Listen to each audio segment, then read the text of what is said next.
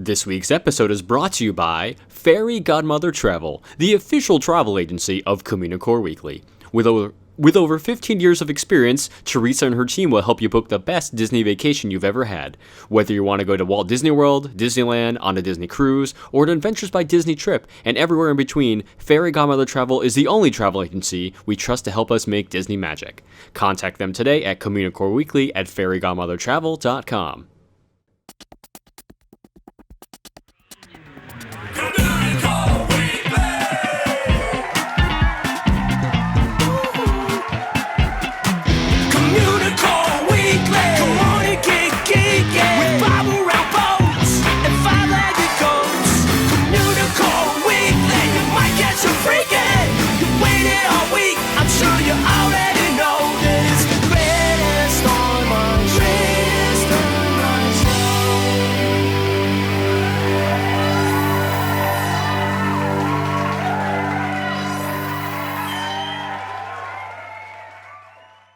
Hello and welcome to Communicore Weekly, the greatest online show and home of the world's first pair of independently born, identical twins. I'm George.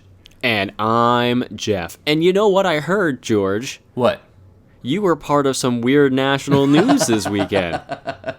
Why, yes, I was. And all we can really say right now is hashtag CP Blackout. Ooh, I'm excited. Yeah. Not the same type of blackout I'm used to. Oh, no. I mean, there were some parts that were kind of scary a little bit, but not scary even like, Scarowinds type scary. Okay, I get behind this. You know. All right, so without giving any away here in the introduction, let's go to the trip report. Step, jump, and I'm scared. We took a trip, and this is our trip.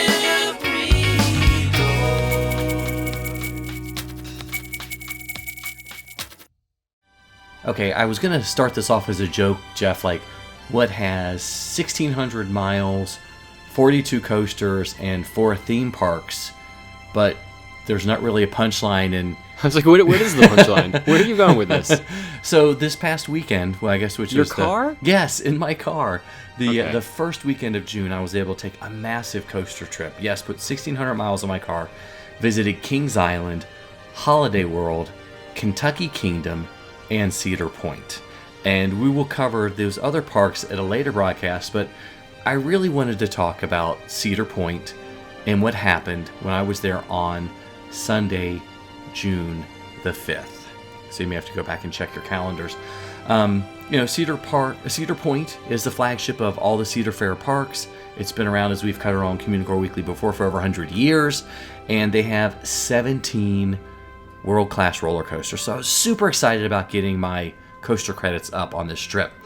Sadly, I was only able to get 7 coasters done on my visit to Cedar Point. I just got to the park at 10 before rope drop was in there, was riding a whole bunch of coasters, enjoyed it, stopped for lunch, went to ride a few more coasters, and then a little bit before 2 o'clock I started looking at my weather app and checking the radar and going, there's a pretty bad storm coming along.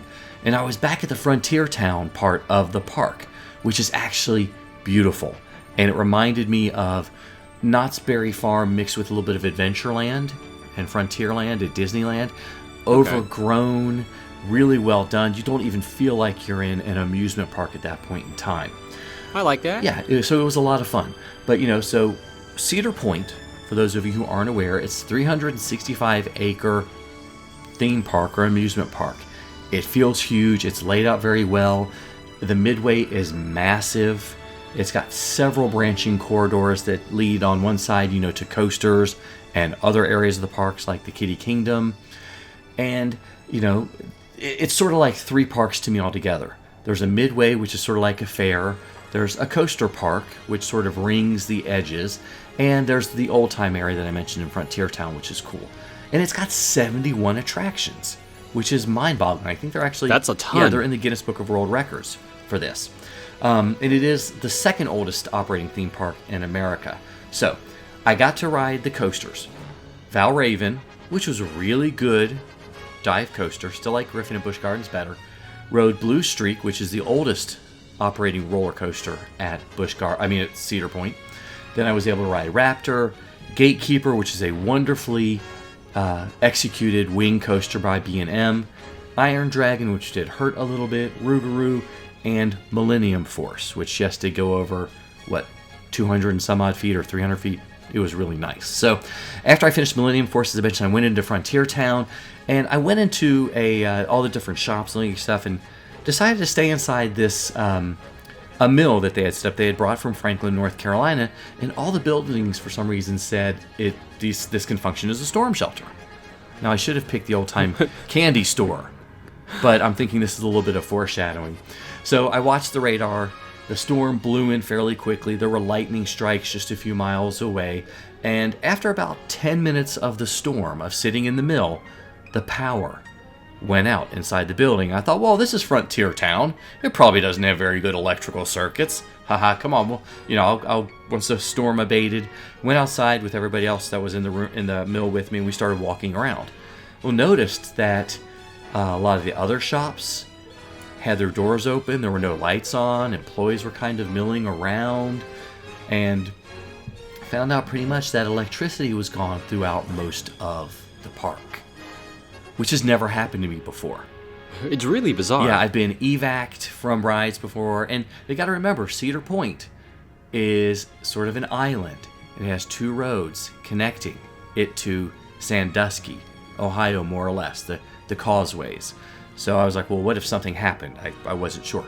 So I stopped inside by the brew and barbecue section they had set up in Frontier Town, and then I was starting to get some more information.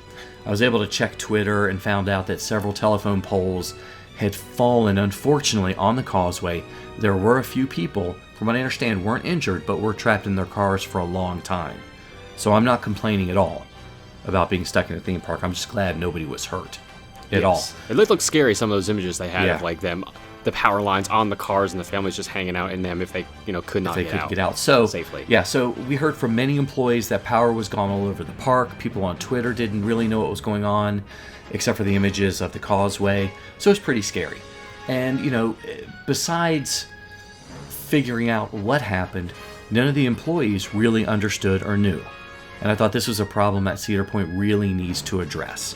This was like a natural disaster for a small city. I mean, imagine 30 to 40,000 people that are at Cedar Point on this island, and now we knew the causeway was blocked. How are we going to get off the island? Was that how many were there when it happened? I don't know exactly, but that's what I've been trying to piece together from different people. Okay. But, a slow operating day, probably about 35,000 people were there, including employees. Because there were some employees that lived there. And they have dorms there. But it just felt like there should have been something better done with the disaster preparedness itself. No one could tell me what was going on. Nobody really had any good ideas. We had all these other rumors. And my first thought was 4, 8, 15, 16, 23, and 42. I was like, oh no, I'm on an island. We've lost power. That's amazing. We're gone. There were lots of employees walking around that were doing cleanup, actually doing some maintenance on the rides. They were walking around with little brooms, cleaning up some of the storm damage, and everybody was really nice and very apologetic that they didn't know what was happening. And I am glad that the staff wasn't spreading misinformation. They really said they didn't know. And some people said, well, we think there's power up at the front part of the Midway, but I've been back here and told to stay here to keep an eye on things. But I was able to walk through most of that, the back end of Frontier Town, where the Maverick coaster is, as well as most of Camp Snoopy as well, and part of the lower part of the Midway behind the Top Thrill Dragster. And there were barely, at any point in time, 10 or 15 people in my view at all. Jeez. Yeah, no coasters going, no noise, couldn't hear any music. Just employees sort of walking around, the wind blowing, sun came out. So you had that weird, something bad happened, and we don't know what it was. Got tons of photos. You just walk up to a roller coaster, you're just taking photos of it, and nothing's moving. Almost felt like an abandoned amusement park, or what is that? The zombie apocalypse things you like so much, Jeff? You the haunts? No, it wasn't like a haunt. Nobody was jumping out and scaring me. Oh, like The Walking Dead? You're in The Walking Dead? I guess so. That's what it felt like after a while. The one thing we ran into was back in the area where there was a loss of power, if you went to a modern bathroom that had an automatic flushing toilet, it wouldn't flush. And people would still go in the bathroom and use it and then come out complaining. So, don't use the bathroom. And you couldn't wash your hands.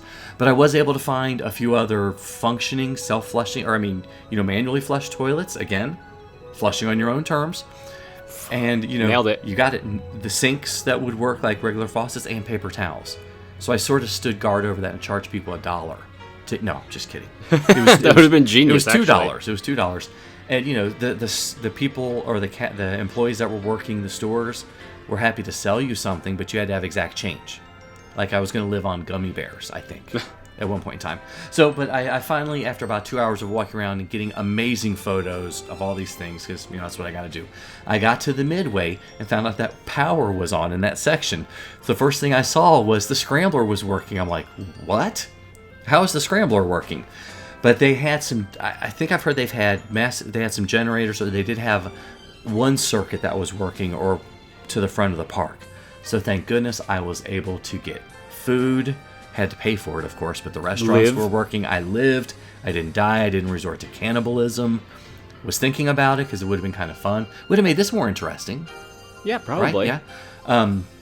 Almost all of the flat rides were running in Planet Snoopy because, Cedar Point is so big. It has a Camp Snoopy, like at Knott's, and a Planet Snoopy, like at all the other Cedar Fair parks. It's big. And they had the Kitty Kingdom was running, the Ferris wheel was running.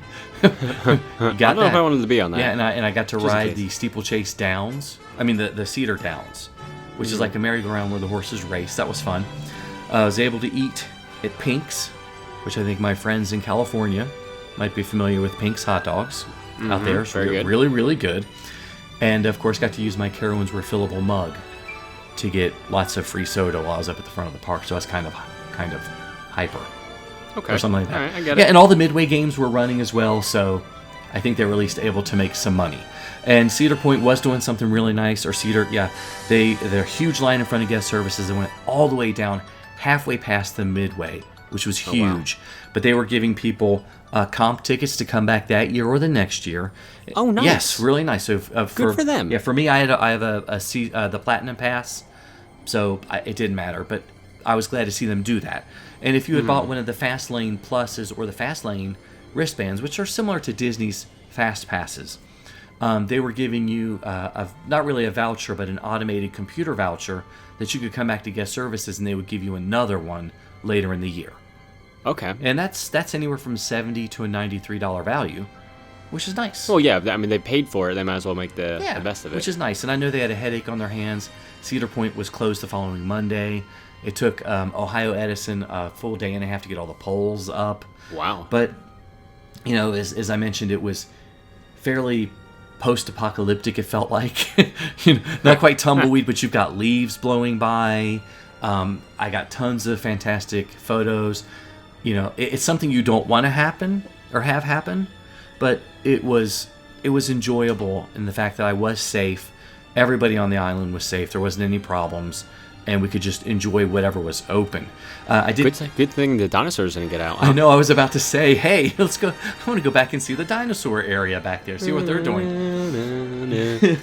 But it's it was interesting to watch the people in the crowds and what they did. In between, before I really knew what was happening and the power was out and the rain was coming down, I coined a phrase called sandpiper people. Where, you've seen the sandpipers where they run up to the beach and the water comes back and they run away. Well, they got in line for a coaster, and when it started raining, they all ran away. That's kind of hilarious. And then when it came back, or when the rain stopped, they get back in line, and when it rained, they'd run again. Are these people allergic to water? I think so. But, they also, you have to realize if a coaster shut down, it takes a good half hour to get it running again. And a lot of people were complaining and upset, which I understand. If I did travel 8 hours to get there. That's a lot to think about. But, the Cedar Point really did a good job. I just wish that they had given their employees more information so they could have talked to the guests, told them what was happening. They could have gotten everybody to the front of the park. I didn't know if the main causeway was open, but several employees told me that I could take the chaussee, which was the original sort of road that led out of the island that they built I think sometime in the 40s or the 50s. And it did take me that morning would have taken me 4 minutes, took over 25 minutes to get off the island. But that's okay. I can deal with it. I can live with it. But I do want to give a shout out before we end the trip report to, on Twitter, Movie Guys Craig and Movie Guys Josh. They're part of the podcast crew that runs Intermission by the Movie Guys. They started tweeting with the hashtag CP Blackout, and it was hysterical. If you get the chance, do a search for CP Blackout, because we were doing photos of the damage, like a small tree limb that had fallen, or the arcade with lights off, or none of the coasters running, that sort of thing. And no one was trapped on any coasters. They had stopped them beforehand, and even so, for the most part, most of these coasters, once they got up the lift hill, would have gone back to the station, almost by gravity. But just by gravity Just by gravity itself. Or it would have stopped at one of the other smaller stations, and they would have been able to evacuate, but they had stopped the rides with plenty of time. So I felt very safe. Cedar Point did a great job of handling everything. Just like I said, wish they'd given the employees more information to give out. So I just need a trip back to Cedar Point so I can experience the other 10 roller coasters I didn't get, and some of the awesome flat rides they had. Some classics. I loved it. And just to give a shout out to our past one, if you want to know more about Cedar Point, it's episodes 216 and 217. We did the history of that park. Exactly. And if you have ever been in a park when they've had a blackout or some kind of emergency, give us a call on the GOAT line. Let us know what happened. What did you experience?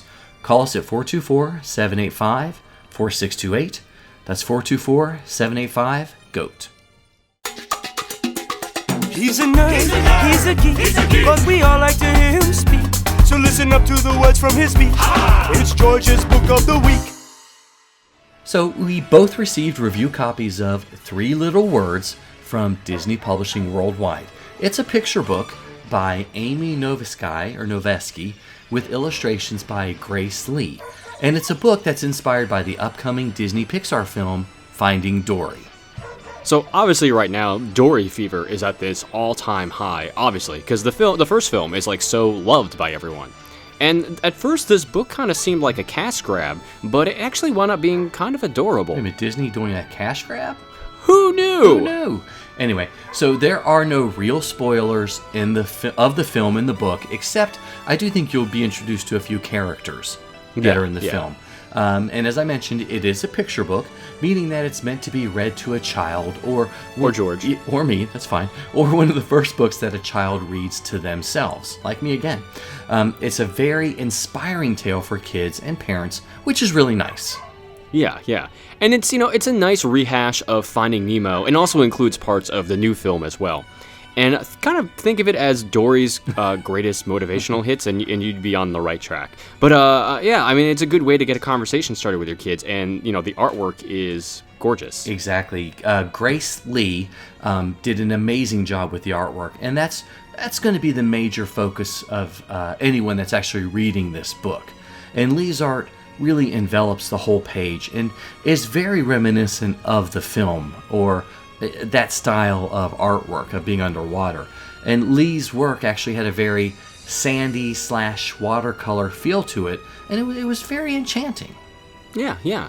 And I know we say this a lot, but maybe buying 2 copies of the book, one to read and one to hang up the artwork, because it's really nice looking. I was actually pleasantly surprised, not just by the content, but by the actual artwork as well. Yeah. I hate that we tell people to deface a book once they buy it. Yeah. But that makes the value go up for everybody else, right? It does, right? Yeah. I guess. It's exclusive? Something like that? Yeah, anyway. Yeah. Okay, so this week's book was a picture book. It was 3 Little Words by Amy Novesky and Grace Lee. What we liked, what we didn't like, gays and the booze. 60-second review. Okay, we're going to hop right along for our next 60-second... I did? Oh, man. I know. Obviously, we're going to review Zootopia, which has just been released on Blu-ray, and Jeff is just as ashamed as I am, but neither one of us saw this in the theater, and we're both kind of wishing we had. Yeah. I mean, it was pleasantly surprised by how good it was. I mean, it was well written, funny, and a lot of interesting subject matter that they tackled in it, don't you think? Yeah, I've had a lot of friends who told me they really enjoyed it in the theater, and when I first saw the first preview for it a while ago, I was like, it looks kind of weird. I'm not sure where Disney is going with this, and the promotion is a little under the top. So, like, are they afraid of it or something like that? But, as you mentioned, it's got a great message. And even, watching it with my 12-year-old, he goes, oh, this movie is really talking a lot about racism, isn't it? And I was like, oh, yes, it is. Yes, it is. Very good. Very, very good. Wow. So, like, basic plot synopsis, if you've not seen it yet. Judy Hopps is the first rabbit police officer, but she's so small that she is assigned to, like, meter maid duty in Zootopia. And that's where she comes across Nick Wilde, the crafty fox. And, the two of them get mixed up together in a crazy buddy comedy, missing persons, and, 48 hours to solve it, blah, blah, blah. But there's, like, this really nefarious plot that they uncover, and it's insane. And I couldn't believe how actually deep and layered it was. I think that surprised me, too. It reminded me a lot of... of course, the violence there wasn't a lot of violence, and there wasn't a lot of violence, was there? A lot of cartoon chases type thing, but not a lot of anything. I was going to say, the plot reminded me a lot of the first season of Daredevil, where you just had to keep, pulling back the layers. It surprised me at what happened, and it wasn't as predictable as you think it might be, which was really, really good. But, it was breathtaking on so many levels. It was gorgeous. And when they would explored a lot of different regions, they all look fantastic. Yeah, especially when they would go from Little Rodentia, which was the town for the little mice, and of course then a rabbit is huge. The scale, the perspective, it was great. You mentioned the writing. The writing was superb. There was nothing that was superfluous. The characters were so well developed in such a short time period. It was great. Yeah, and the only downside I thought of the disc were the extras. They were just okay, honestly. Yeah. I mean, meh.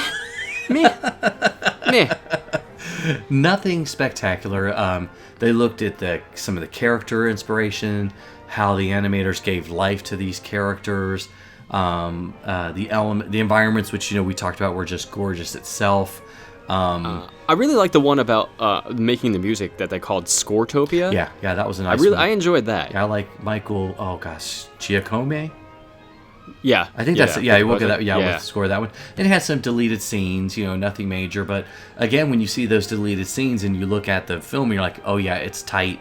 It's cut the way it needs to be. Oh yeah, it was good cutting those things out. Yeah, and I thought. The only thing that confused me, and of course my son had no idea. He had no idea who Shakira was. Is she not timely anymore? I guess not. That's weird. But I really thought she should have been the voice of a billy goat. I don't know why. But, sorry, all the Shakira fans just turned off the podcast. Sorry. Yeah, I know what else we're going to do. But overall, I loved it. Thought it was a fun film. When I was away on my coaster trip, my family actually watched it twice. Oh, wow. Without me. And they enjoyed it. And, my oldest's friend, they're both 17, they liked the movie. But I'm not allowed to tell you that on the show. It'll embarrass them. No, don't mention names. Yeah, I won't mention their names at all. But overall... So yeah, I think it's totally, get it, for reals. Definitely buy it. But we're not going to tell you to buy 2 copies and cut one out and hang it on your wall, though, right? No, that'd be weird. That'd be really weird. I mean, maybe you're into that. I don't know. It could be some kind of art. I'm not going to stop you. No, maybe we should stop this. Okay, let's stop this. Yeah, go buy it. Sometimes you might see it, sometimes you don't. Hey, look, what's that? It's a 5-legged goat. So in the newest area of the Africa section of Disney's Animal Kingdom, you're going to find the new home of Festival of the Lion King. And in addition to the new theater that they built for it, there's also restrooms and more. But there's also this shop that's called Mariaya's Souvenirs. So, of course it's going to sell Lion King merchandise because it's right by Festival of the Lion King. But it also holds a relic of the past. Because in the center of the store, up above a little bit, is a Pioneer tape player. Now, you kids at home, a tape player is what came before CDs, which is what came before MP3 players. But inside the tape player, the tape is a cassette tape of the Lion King soundtrack because, it's probably worth millions now. Nobody uses cassette tapes anymore. That's true. That's very true. Wow. Speaking of something that's worth $1 million at least, or at least it's got the word million in the title, yay, is our Year of a Million or So limited time Cadets Weekly Prize giveaway. Hooray! Yay! And as a reminder, you still have a handful of months. 29 weeks, 29 prizes left to go. And you can enter this weekly contest by emailing communicoreweekly@gmail.com with your name, address, and birthday so we can add you to the drawing. Again, that's communicoreweekly@gmail.com. So Jeff, take it away. So this week's winner is going to get a Fairy Godmother Travel prize pack. Yay. And that winner is none other than Barry W. from Knoxville, Tennessee. Ooh. Congratulations, Barry. That's close to Dollywood, so maybe Teresa could mail it to me, and then I could drive it over there. I mean, it's only and have an excuse to go to Dollywood. 4 or 5 hours away. Yeah, and ride Lightning Fair Rod, enough. the new coaster, and hang out with my buddy Dolly. Oh, yeah. Yeah. Not a bad idea. Yeah, we could do it.